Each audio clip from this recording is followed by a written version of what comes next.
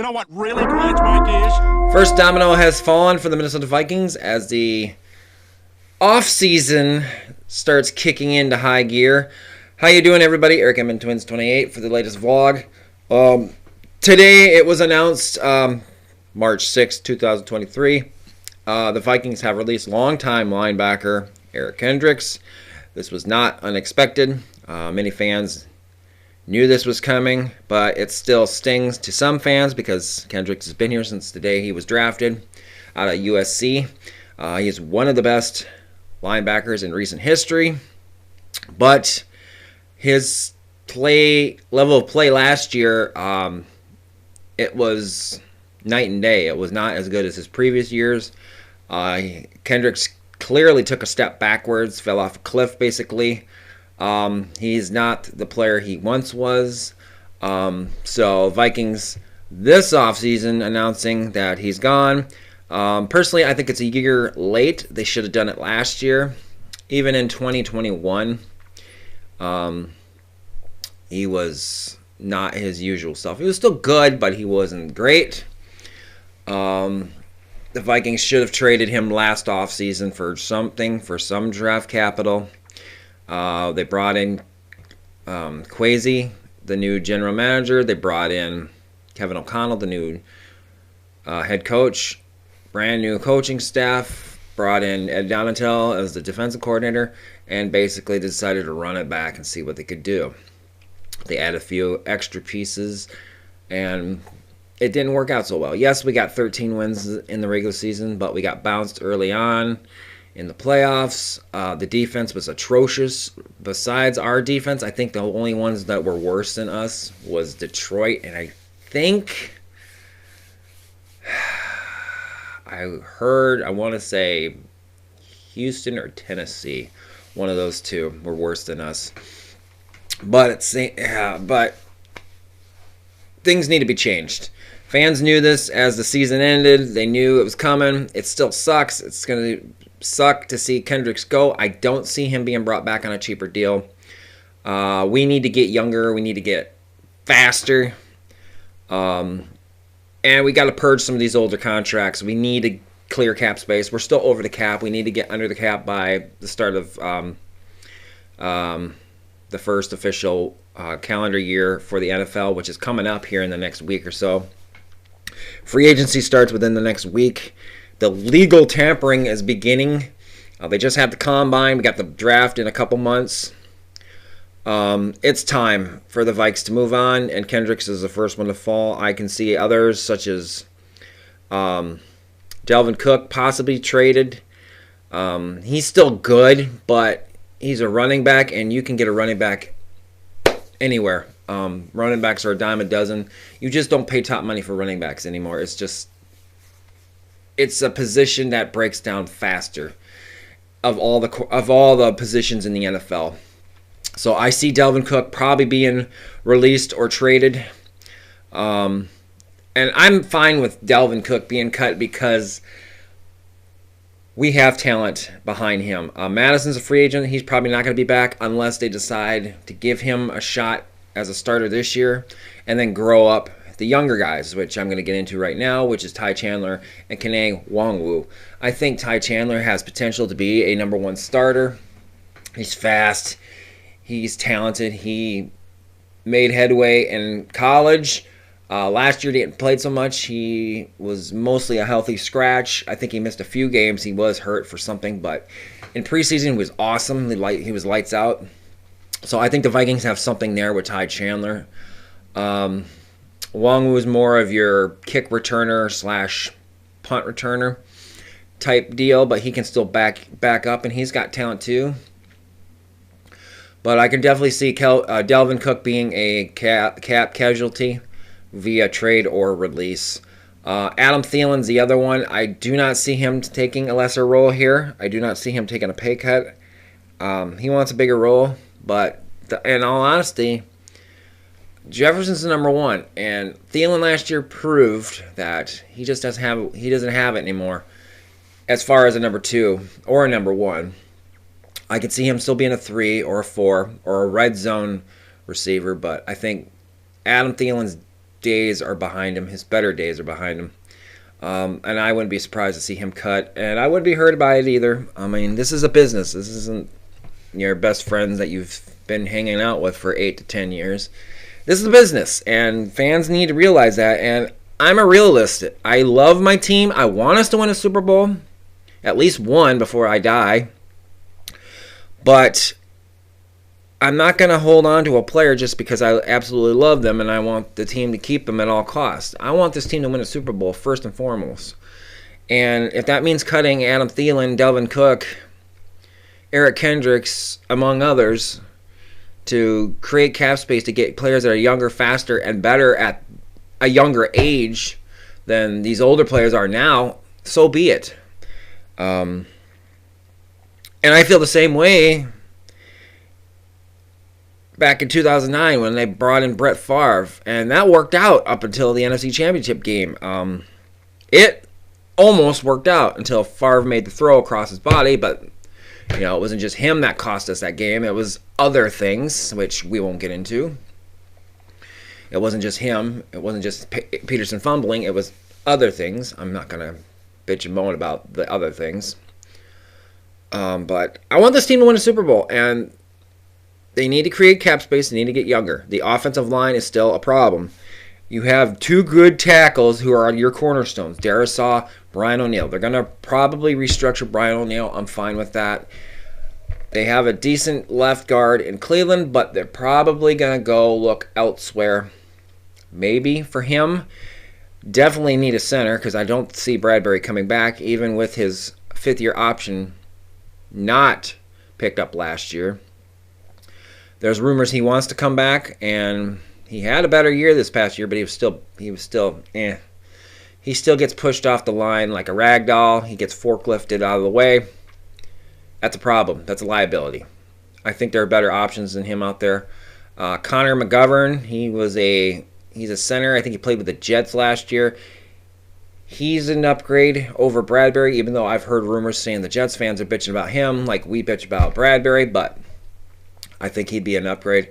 We just need somebody that can see the play, fold out in front of them before they snap the ball, and not get forklifted and pushed into the quarterback. We need somebody that can hold their own. We just need average, and Bradbury's not average. He's below average.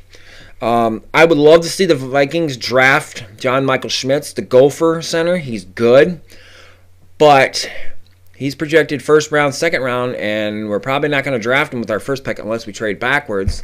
We don't have a second round pick. We traded that to Detroit last year.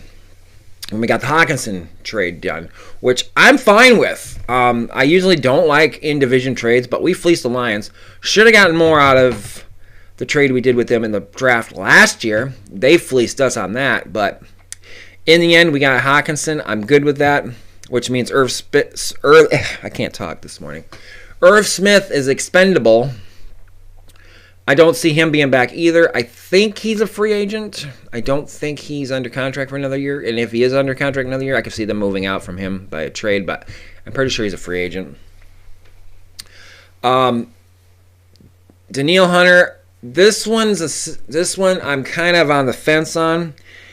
If I have to pick somebody to keep on the defense besides Harrison Smith, who I think will be back, and yes, he's 30. He's in his lower 30s, like 31 or 2. I don't remember. But Harrison Smith, he's a safety, and he's still got a little bit left in the tank. I think he'll be back. I'm fine with Harris bringing him back. But Hunter's a different scenario. He had a good year last year, but it wasn't great. He stayed healthy. That was a good thing. But I think he's more productive being on a D-line instead of being a linebacker. I think that was a bad idea to move him to linebacker. If they're going to keep him, they need to move him back to the D-line. He needs to be an end. And just let him do what he does best, and that's rush the quarterback. Just every play, just rush the quarterback. Go get him. Make a play. Him being a linebacker hurt us. Same with Zadarius Smith.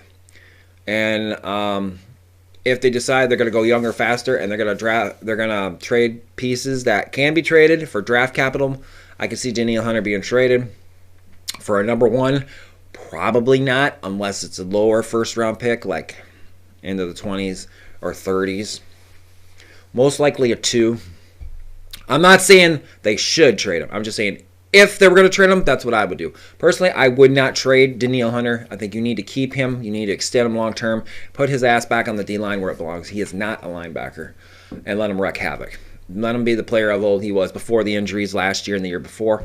Before last year's injury, he was on pace to break the single-season sack record. He was on fire.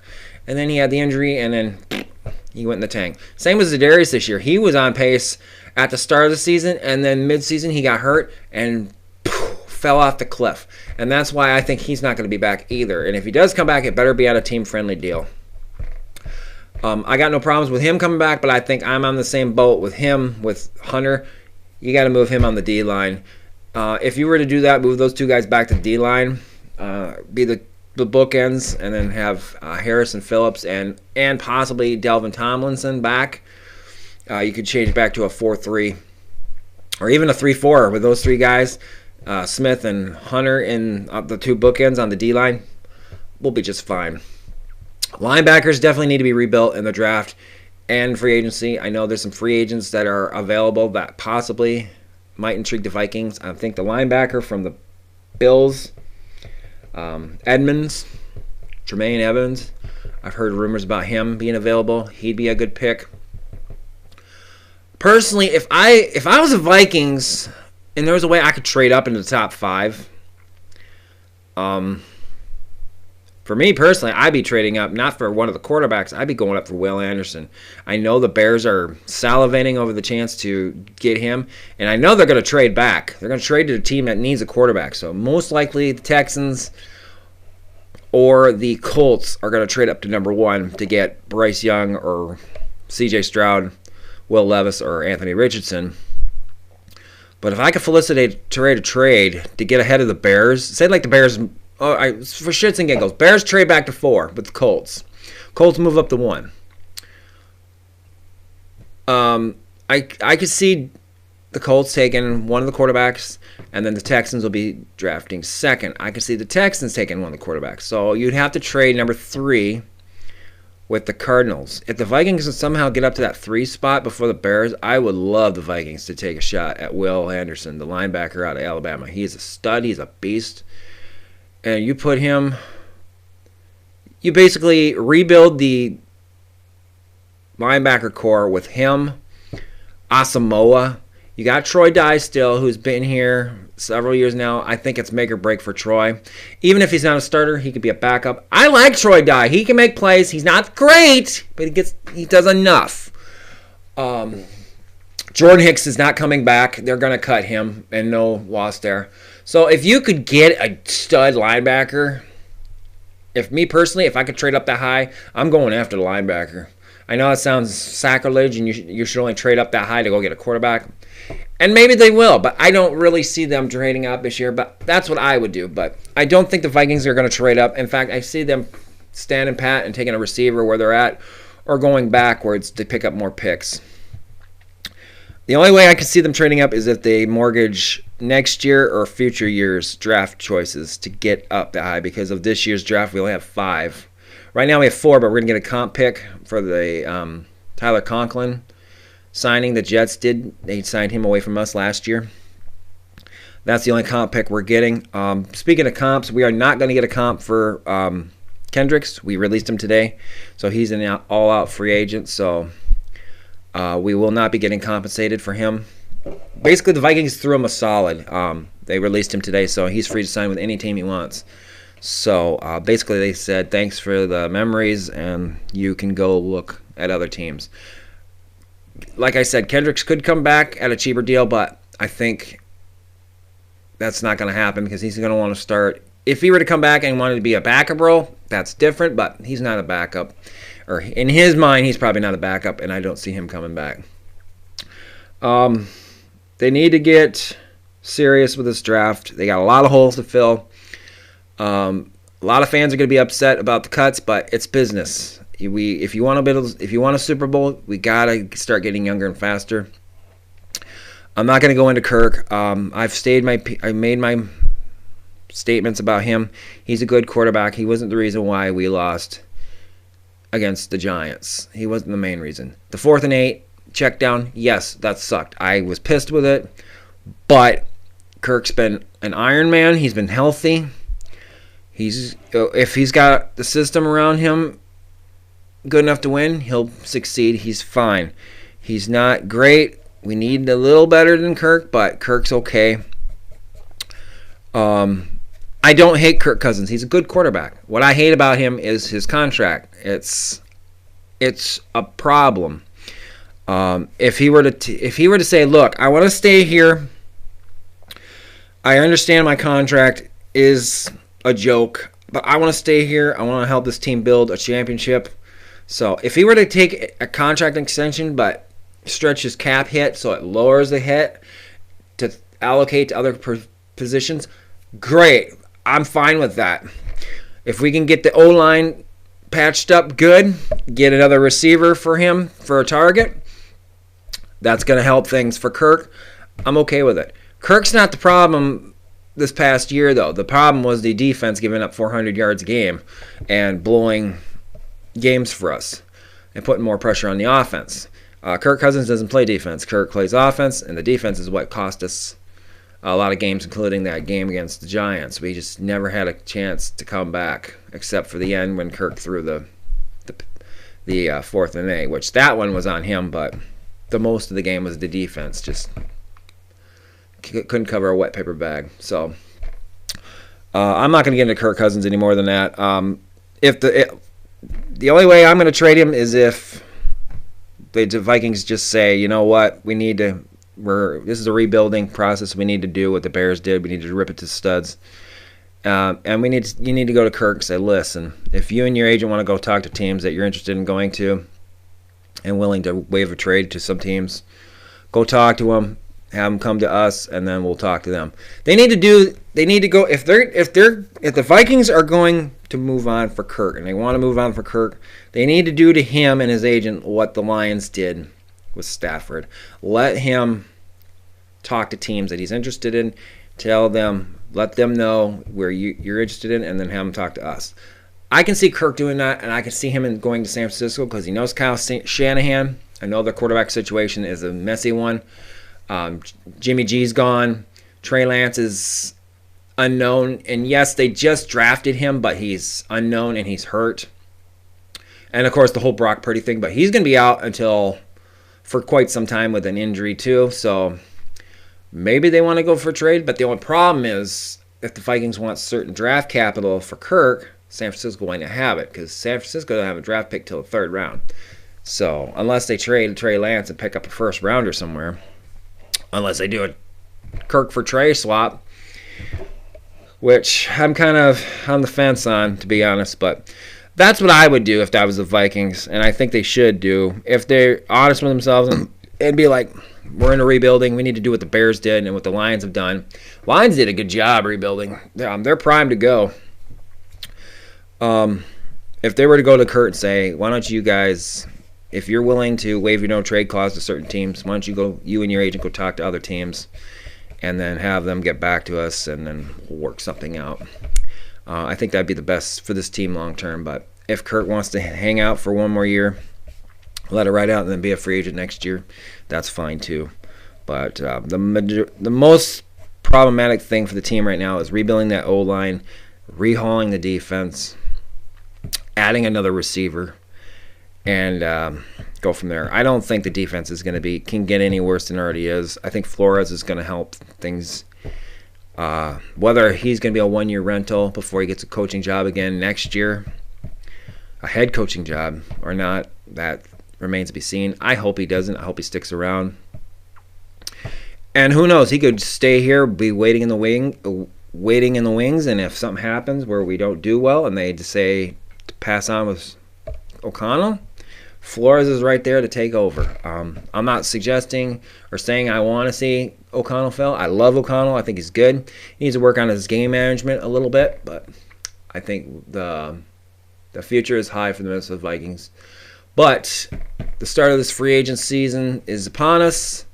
the first round of cuts have started, and the big one is Eric Kendricks. No surprise. I'm not sad about it. I liked Kendricks coming out of college, and I wish him the best of luck whichever team he happens to be at, as long as it's not Detroit or Chicago or Detroit. So best of luck to Eric Kendricks, and that's it for this vlog. I'll do another one as more is released. I got another one I'm planning to do here soon about the Twins. It's been spring training's off to a great start for the Twins, and the injury bug has already happened, and I'm gonna make my takes on my preseason feelings on the Minnesota Twins before the season kicks off here in a few weeks. So if you like this episode, hit that like button, leave a comment if you like, subscribe to the channel if you'd like to help out with future projects. Please visit my Patreon at patreon.com/MNTwins28. You don't have to help. Any help's always greatly appreciated. Till next time, peace out.